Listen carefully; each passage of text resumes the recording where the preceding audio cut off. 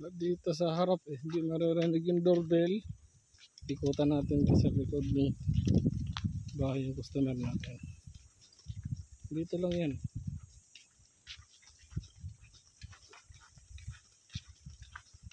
Baka na tulog.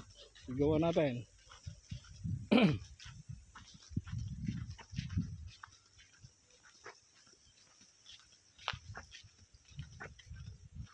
Nika! Nika!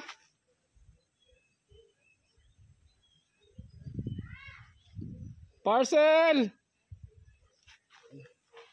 Yung kwarto nilang maliit. Oh, yun ah.